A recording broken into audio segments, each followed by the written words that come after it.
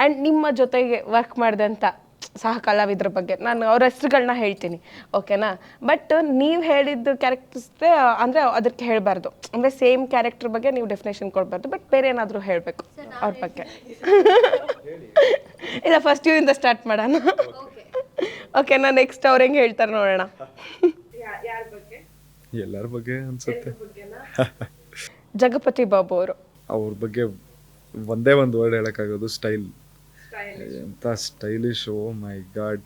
ನಾನು ಅವ್ರಿಗೆ ಮುಂಚೆನೂ ಸಿಕ್ಕಿದ್ದೆ, ಆವಾಗಲೂ ಅಷ್ಟೇ. ಫಸ್ಟ್ ಟೈಮ್ ಅವ್ರಿಗೆ ಸಿಕ್ಕಿದ್ದು ಮೈಸೂರಲ್ಲಿ. ಯಾಕಂದರೆ ನಾವು ಯಾವುದೋ ಒಂದು ಸಿನಿಮಾ ಶೂಟಿಂಗಿಗೆ ಹೋಗಿದ್ವಿ.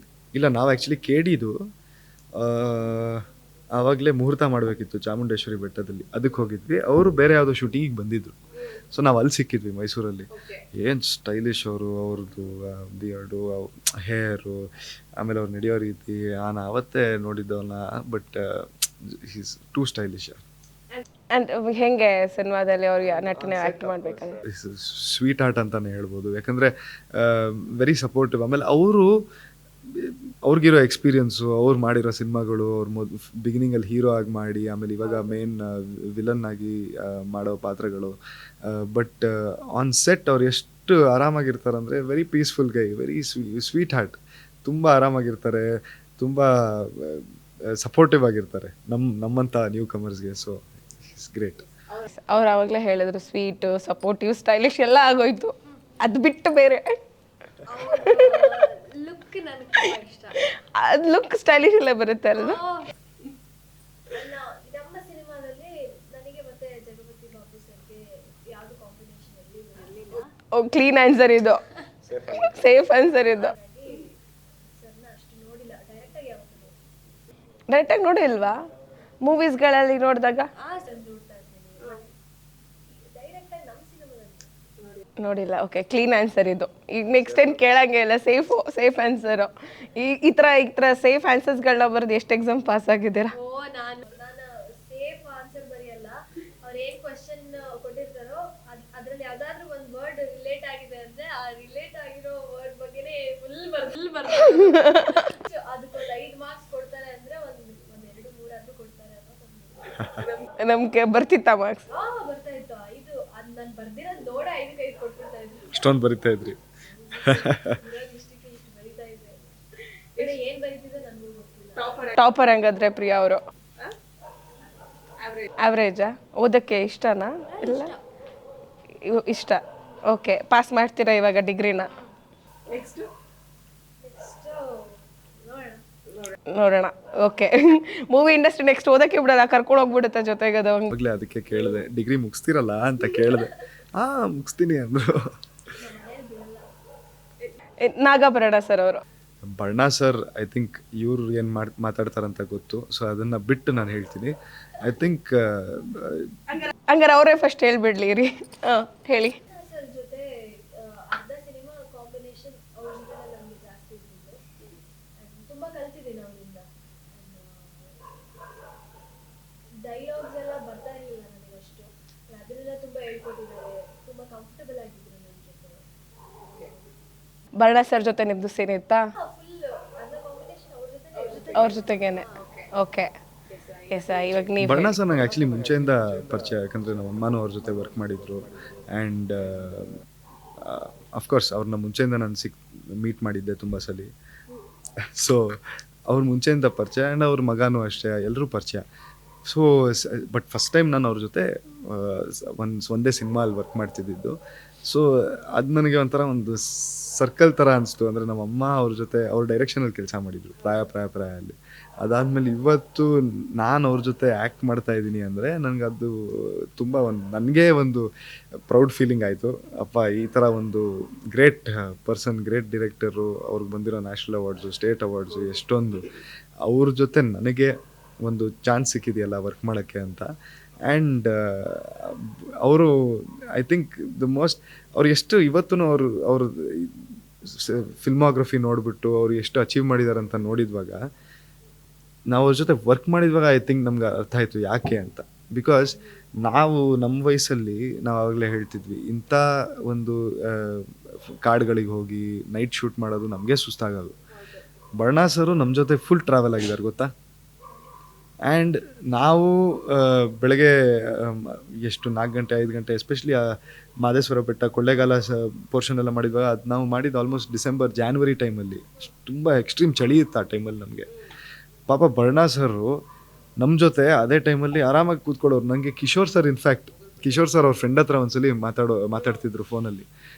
ಮಾತಾಡ್ಬಿಟ್ಟು ಫೋನ್ ಇಟ್ಟರು, ಅಯ್ಯೋ ಇವ್ರು ಹೇಳ್ತಿದ್ದಾರೆ ಏನು ಕಂಟಿನ್ಯೂಸ್ ಆಗಿ ಬೆಳಗ್ಗೆ 5 ಗಂಟೆ 6 ಗಂಟೆವರೆಗೂ ಮಾಡ್ತಾ ಇದ್ದೀರಾ, ಹೇಳಿ ಅಟ್ಲೀಸ್ಟ್ ಒಂದಿನ ಬೇಗ ಬಿಡೋಕ್ಕೆ, ಒಂದು 2 ದಿನ ಆದರೂ 2 ಗಂಟೆಗಾದರೂ ಬಿಡೋಕ್ಕೆ ಅಂದರೆ.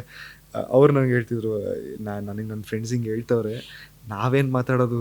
ನಾನು ಹೇಳಿದೆ ಅವ್ರಿಗೆ, ಬರ್ಣಾ ಸರೇ ಇಲ್ಲಿ ಸುಮ್ಮನೆ ಕೂತ್ಕೊಂಡಿದ್ದಾರೆ, ನಾನೇನು ಮಾತಾಡೋದು ಅಂತ. ಅಂದರೆ ಇಮ್ಯಾಜಿನ್, ಕಿಶೋರ್ ಸರ್ ಬಾಯಿಂದ ಈ ಥರ ಬಂತು ಅಂದರೆ ಬರ್ಣಾ ಸರು ಆ ಒಂದು ಸೀನಿಯರು ಆರಾಮಾಗಿ ಕೂತ್ಕೊಂಡು ಕೆಲಸ ಮಾಡ್ತಿರುವಾಗ ನಾವು ಏನು ಕಂಪ್ಲೇಂಟ್ ಮಾಡೋದು ಅಂದರೆ, imagine the dedication of that man. ಅಂದರೆ ಅಷ್ಟಿದೆ ಅವ್ರ ಹತ್ರ ಕಲಿಯೋದು. ಇವತ್ತು ನಾವು ಹೇಳ್ತೀವಿ ಇಷ್ಟು ನ್ಯಾಷನಲ್ ಅವಾರ್ಡ್ ಗೆದ್ದಿದ್ದಾರೆ, ಇಷ್ಟು ಸ್ಟೇಟ್ ಅವಾರ್ಡ್ ಗೆದ್ದಿದ್ದಾರೆ ಬಿಕಾಸ್ ಆಫ್ ದಟ್. ಹೌದು.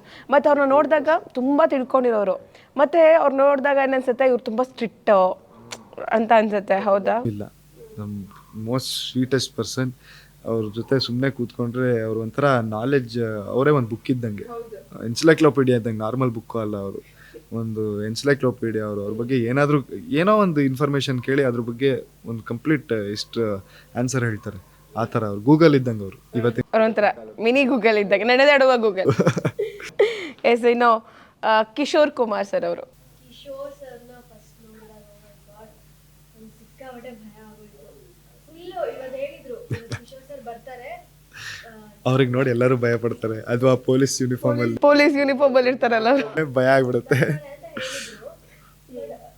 ಅದೇ ಎಕ್ಸ್ಪೀರಿಯನ್ಸ್ ಆಕ್ಟ್ ಅಲ್ವಾ, ಮಾಡೋಣ ಅನ್ಕೊಂಡು ಹೋಗಿ ನಿಂತ್ಕೊಂಡೆ. ಅವ್ರ ಮಾನಿಟರ್ಲೆಲ್ಲ ಓಕೆ ನಾರ್ಮಲ್ ಆಗೇ ಮಾಡಿದ್ರು. ಅದೇ ಆಕ್ಷನ್ ಅಂತ ಹೇಳಿದಾಗ ಅವ್ರು ಕಿರ್ಚಿದ್ ನೋಡಿ ನನಗೆ ಒಂಥರ ಬ್ಲ್ಯಾಂಕ್ ಆಗ್ಬಿಟ್ಟೆ. ನನ್ಗೆ ಏನು ಬರ್ತಾನೆ ಇಲ್ಲ, ಡೈಲಾಗ್ಸ್ ಬರ್ತಾ ಇಲ್ಲ, ಕಣ್ಣಲ್ಲಿ ನೀರು ಬರ್ತಾ ಇಲ್ಲ. ಸರ್ ನನ್ನ ಕೈಯಲ್ಲಿ ಆಗಲ್ಲ ಸರ್.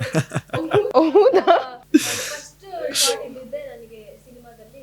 ಅದು ಫಸ್ಟ್ ಶಾಟಲ್ಲೇ ಬೈತಾರಲ್ಲ ನಿಮಗೆ, ಹೇ ಅಂತ ಏನೋ ಕಿರ್ಚ್ತಾರೆ. ಅಲ್ಲ, ಫುಲ್ ನಡ್ಗೋಗ್ಬಿಟ್ಟಿದ್ದೀರಾ, ಅಲ್ಲೇ ಇದೆ, ನಡ್ಗೋಗಿದೆ ಅವರಿಗೆ. ಅದೆಲ್ಲ ಓಕೆ, ಆರಾಮಾಗಿ ಮಾತಾಡ್ಸಿದ್ರು ಸ್ವಲ್ಪ ಹೊತ್ತು, ನೀಟಾಗಿ ಮಾಡಿದ್ರು. ಓಕೆ, ಹೆಂಗ ಅನಿಸ್ತು ಅವ್ರ ಬಗ್ಗೆ? ಒಂದು ವರ್ಡಲ್ಲಿ ಹೇಳಬೇಕು. ಹೇಳಿದ್ದೀನಿ ನೀವೇ ಯಾವ್ದಾದ್ರು ಹೇಳಿ.